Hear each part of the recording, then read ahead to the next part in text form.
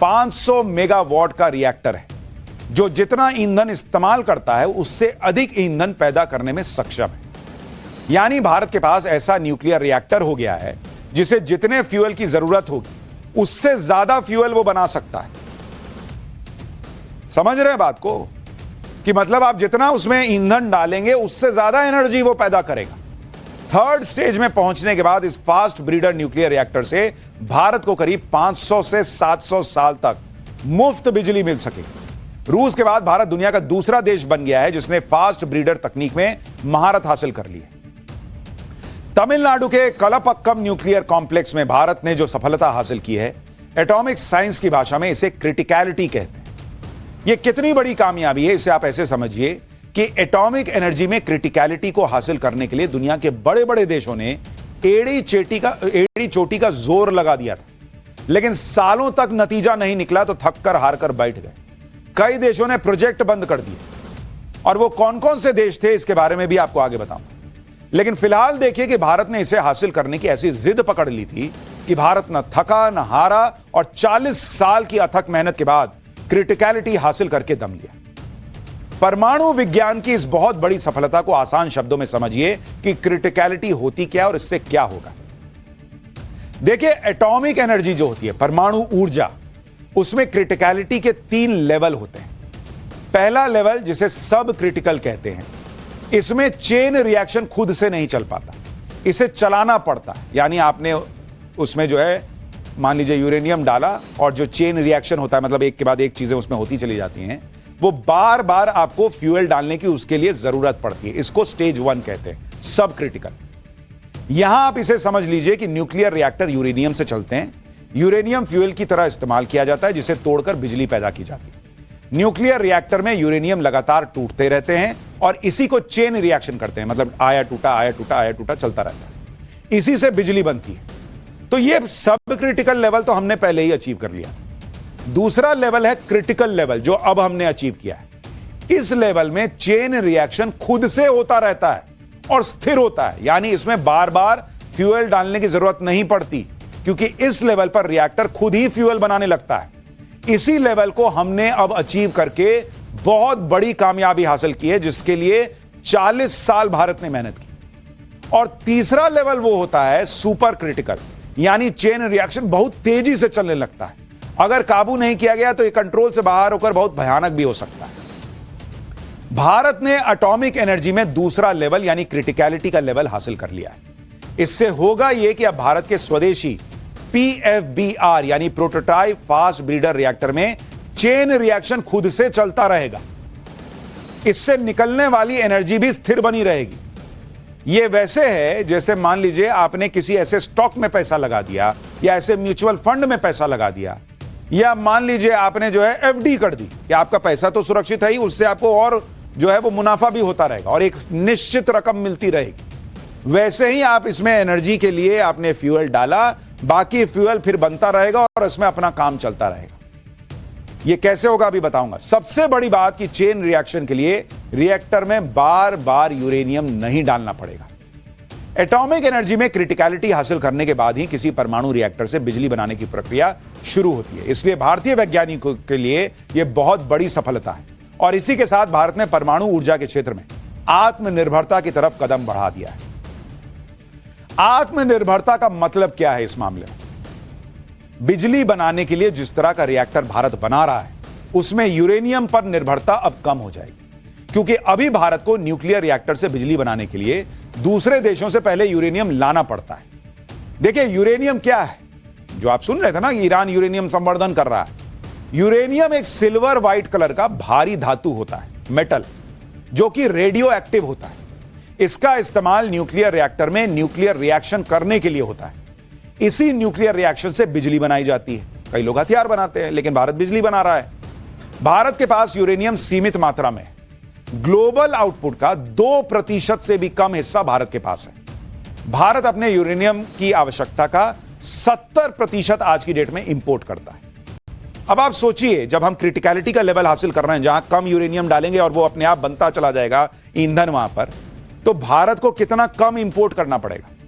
Uranium के लिए भारत अभी कजाकिस्तान, कनाडा, रूस और उज्बेकिस्तान जैसे देशों पर काफी हद तक निर्भर है, जहां से यूरेनियम हमको इंपोर्ट करना पड़ता है। अब अगर ऐसे रिएक्टर भारत में बनने लगेंगे जिसमें यूरेनियम की जरूरत ही कम हो जाएगी और बिजली का कई गुना ज्यादा उत्पादन होने लगेगा, तो भारत के लिए कितनी बड़ी अचीवमेंट है बॉस, आप सोचिए। इसलिए आप देखिए कि पीएम मोदी ने देश की कामयाबी के बारे में खुद बताया। उन्होंने कहा कि कलपक्कम में स्वदेशी रूप से डिजाइन और निर्मित प्रोटोटाइप फास्ट ब्रीडर रिएक्टर ने क्रिटिकलिटी हासिल कर ली है। यह एडवांस रिएक्टर जो अपनी खपत से ज्यादा ईंधन पैदा करने में सक्षम है, हमारी वैज्ञानिक क्षमता की गहराई और हमारी इंजीनियरिंग दक्षता की मजबूती दिखाता है। यह कार्यक्रम के तीसरे चरण में हमारे विशाल थोरियम भंडारों का उपयोग करने की दिशा में एक निर्णायक कदम है। यह भारत के लिए एक गौरवपूर्ण क्षण है। हमारे वैज्ञानिकों को और इंजीनियरों को बधाई। यानी भारत के वैज्ञानिकों ने और इंजीनियर्स ने वो हासिल किया है जो रूस के अलावा कोई दूसरा देश नहीं कर पाया, और इसलिए इन वैज्ञानिकों को, इन इंजीनियर्स को सैल्यूट करना चाहिए बॉस। इन्होंने भारत को एलीट क्लब में ला दिया है। यह उपलब्धि दुनिया में कितनी बड़ी है, इसका अंदाजा आप इस बात से लगाइए कि इंटरनेशनल एनर्जी एजेंसी ने भी भारत की तारीफ की है। इंटरनेशनल एनर्जी एजेंसी ने लिखा कि भारत के प्रधानमंत्री नरेंद्र मोदी, वैज्ञानिकों और इंजीनियरों को इस उपलब्धि पर बधाई। यह रिएक्टर दूसरे रिएक्टरों की तुलना में बहुत कम परमाणु ईंधन का उपयोग करेगा और एक क्लोज्ड फ्यूल साइकिल की दिशा में मार्ग प्रशस्त करेगा। फास्ट ब्रीडर रिएक्टर की जो टेक्नोलॉजी है, उसकी निर्भरता सिर्फ यूरेनियम पर नहीं है। भारत के इस नए रिएक्टर में यूरेनियम के साथ साथ एक ऐसा मेटल इस्तेमाल होगा जो भारत में भर भर के मौजूद है। तो हमारी डबल लॉटरी है बॉस। एक तो हमको यूरेनियम बाहर से कम मंगाना पड़ेगा, दूसरा इसमें अब और चीज जो हम इस्तेमाल करेंगे वो हमारे पास ऑलरेडी भर भर के है, यानी हम आत्मनिर्भर हो जाएंगे। यूरेनियम अभी हमें बाहर से मंगवाना पड़ता है, लेकिन जो मेटल अब इसमें इस्तेमाल होगा यूरेनियम के साथ, वो ऑलरेडी भारत में बहुत ज्यादा पाया जाता है। न्यूक्लियर रिएक्टर से बिजली बनाने की इस नई तकनीक में भारत अब यूरेनियम के साथ थोरियम का इस्तेमाल करेगा, जो भारत में भर भर के है। थोरियम भी यूरेनियम की तरह एक भारी मेटल होता है, लेकिन यह न्यूक्लियर रिएक्शन में इस्तेमाल होने वाले यूरेनियम की तुलना में बहुत कम रेडियो एक्टिव होता है। मतलब आप यह मान के चलिए कि यूरेनियम एक ऐसा, मान लीजिए, व्यक्ति है जो खूब वाचाल है, खूब वोकल है, खूब बोलता है, काम करता है, वगैरह वगैरह। थोरियम जो है वो भी बहुत कमाल की चीज है, कमाल का व्यक्ति है, लेकिन बोलता कम है, एक्टिव थोड़ा कम है, उसको धक्का मारना पड़ता है। और वो धक्का मारता कौन है? यूरेनियम। तो यूरेनियम की तरह थोरियम खुद से न्यूक्लियर चेन रिएक्शन शुरू नहीं कर पाता है, इसे नॉन फिसाइल होना कहते हैं। लेकिन अगर यूरेनियम का साथ मिल जाए, थोरियम को रिएक्ट करा दिया जाए, तो थोरियम भी यूरेनियम की तरह काम करता है। यानी थोरियम और यूरेनियम की अगर दोस्ती करा दें, तो यूरेनियम थोरियम का हाथ पकड़ के कहता है कि चल ना भाई, दोनों मिलकर काम करते हैं। भारत की इस खोज में इसी तकनीक का इस्तेमाल किया गया है। भारत में थोरियम भर भर के, दक्षिण और दक्षिण पूर्वी तटों की रेत में थोरियम बहुत ज्यादा मात्रा में उपलब्ध है। भारत के पास दुनिया के कुल थोरियम के रिजर्व का 25% हिस्सा उपलब्ध है। थोरियम से बिजली बनाने के इस प्रोजेक्ट पर सालों से काम हो रहा है। भारतीय वैज्ञानिकों ने PFBR यानी प्रोटोटाइप फास्ट ब्रीडर रिएक्टर बनाकर डॉक्टर होमी जहांगीर भाभा के उस सपने को पूरा कर दिया जो उन्होंने करीब 70 साल पहले 1950 के दशक में देखा था। भारत के परमाणु वैज्ञानिक डॉक्टर होमी जहांगीर भाभा ने 1954 में सबसे पहले PFBR की थ्योरी दी थी। नवंबर 1954 में भारत के न्यूक्लियर प्रोग्राम को लेकर एक समिट बुलाई गई, जिसका नाम था development of atomic energy for peaceful purposes. इस समिट में डॉक्टर भाभा ने प्रधानमंत्री नेहरू के सामने पहली बार 3 स्टेज न्यूक्लियर प्रोग्राम की थ्योरी पेश की थी। डॉक्टर भाभा ने 3 स्टेज न्यूक्लियर प्रोग्राम की थ्योरी इसलिए दी थी क्योंकि भारत के पास यूरेनियम बहुत कम था और थोरियम बहुत ज्यादा था। उस समय सोचिए बॉस, डॉक्टर भाभा ने थोरियम से चलने वाले रिएक्टर बनाने का सपना देख लिया था। उस समय उन्होंने आत्मनिर्भर बनने की तरफ कदम बढ़ा दिया था। लेकिन समस्या यह थी कि थोरियम 232 को सीधे ईंधन के रूप में इस्तेमाल नहीं कर सकते थे। थोरियम को पहले यूरेनियम 233 में बदलना पड़ता है, इसके बाद इसे ईंधन के रूप में यूरेनियम की जगह इस्तेमाल कर सकते हैं। 1958 में भारत सरकार ने डॉक्टर भाभा के 3 स्टेज न्यूक्लियर प्रोग्राम को शुरू किया और तब से भारतीय वैज्ञानिक डॉक्टर भाभा के 3 स्टेज न्यूक्लियर प्रोग्राम पर तमाम रिसर्च, प्रयोग सब करने में लगे हुए थे और अब जाकर भारत ने वो कामयाबी हासिल कर ली। अब भारतीय वैज्ञानिकों ने डॉक्टर भाभा के 3 स्टेज न्यूक्लियर प्रोग्राम का दूसरा स्टेज पूरा कर लिया। अब तीसरे स्टेज की तरफ कदम बढ़ाने की बारी। लेकिन आपको यह भी समझना चाहिए कि भारत के नए रिएक्टर और यूरेनियम बेस्ड रिएक्टर में अंतर क्या है, इससे फायदा क्या होने वाला है? देखिए अभी क्या होता है, मैं आपको थोड़ा समझाता हूं, जरा इसको समझिए, सरल भाषा में आपको समझाता हूं। मान लीजिए कि अभी क्या होता है, अगर ये एक न्यूक्लियर रिएक्टर है, न्यूक्लियर रिएक्टर है जिसमें आपने इधर से डाला क्या, इधर से आपने डाला यूरेनियम, ठीक है। अब यूरेनियम आपने डाला, ये अंदर ईंधन के तौर पर इसमें ईंधन की तरह है और इसमें चेन रिएक्शन हुआ। चेन रिएक्शन होने के बाद क्या निकला, आपका ईंधन निकला, माफ कीजिएगा, ईंधन आपने डाला और यहां से जो आपका निकला वो आपका एनर्जी निकला जो आपने पैदा की, ये निकल गया। तो ये आपका अभी जो भारत कर रहा था वो ये कर रहा था कि यूरेनियम डालता था, यहां पे चेन रिएक्शन होता था और भारत एनर्जी पैदा कर रहा था। लेकिन समस्या यह थी कि यूरेनियम हमारे पास बहुत कम था और इसमें एक समस्या और थी, इसमें एनर्जी के साथ साथ एक चीज और जो निकलती है वो निकलता था न्यूक्लियर वेस्ट। न्यूक्लियर वेस्ट जो बहुत खतरनाक होता है बॉस। अगर न्यूक्लियर वेस्ट मान लीजिए कि कहीं किसी एरिया में फैल गया थोड़ा सा भी, तो आप समझिए कि उस इलाके में जितने लोग रहते हैं वो सब मर सकते हैं। भयंकर, उनका हाथ में जलन होगी, फोड़ा फुंसी हो जाएगा, उल्टी होने लगेगी, मतलब मर जाएंगे लोग, लाखों करोड़ों लोग एक बार में मर सकते हैं। इतना खतरनाक न्यूक्लियर वेस्ट निकलता है इस रिएक्शन से।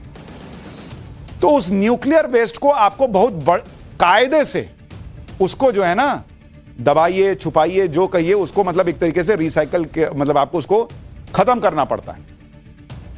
और एक तो उसको दबा के रखो, मतलब लोगों को उससे बचा के रखो, ये चुनौती है। दूसरा, उसमें करोड़ों रुपए लगते हैं, सो अलग।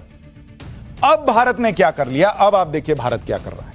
अब आपको दिखाता हूं भारत क्या कर रहा है। भारत ने अब ये कर लिया कि उसने जो न्यूक्लियर प्लांट है उसमें यह स्थिति हासिल कर ली कि यहां से आपने डाला यूरेनियम,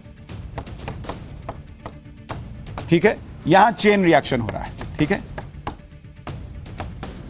लेकिन अब इसमें आगे की चीज क्या हो गई कि यूरेनियम अंदर गया, चेन रिएक्शन हुआ, एनर्जी तो निकला ही, लेकिन जो वेस्ट निकला उस वेस्ट में आपने क्या किया कि उस वेस्ट में आपने वेस्ट प्लस थोरियम कर दिया और आपने वेस्ट के साथ जो थोरियम मिला दिया, क्योंकि इस वेस्ट में भी यूरेनियम है, तो वेस्ट प्लस थोरियम, यानी आपने फिर से उस चेन रिएक्शन को कर दिया।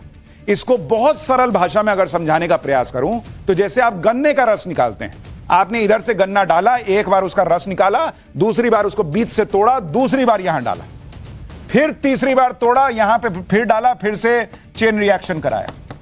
अब इसमें आपका क्या हिसाब बैठा कि आपकी खुद से वहां पर जो है ना ईंधन बनता चला जा रहा है, आप रिएक्शन करते जा रहे हैं और थोरियम भारत के पास भर भर के है। आपका न्यूक्लियर वेस्ट जो है वो कम होता जा रहा है क्योंकि वो तो बार बार इस्तेमाल होता जा रहा है, आपका खर्चा कम होता जा रहा है और आप इस पूरे चेन रिएक्शन में जो ऐसे चल रहा है उसमें आप अत्यधिक बिजली उत्पन्न कर रहे हैं, अपना खर्चा बचा रहे हैं, आत्मनिर्भर हो रहे हैं। और यह काम जो स्क्रीन पर देखने पे गन्ने का जूस निकालने के उदाहरण के साथ बड़ा सिंपल लग रहा है, वो इतना मुश्किल है कि 40 साल भारत को लग गए और रूस के अलावा कोई दूसरा देश आज तक कर नहीं पाया था जो अब भारत ने किया। समझ गए ये कितनी कमाल की चीज है।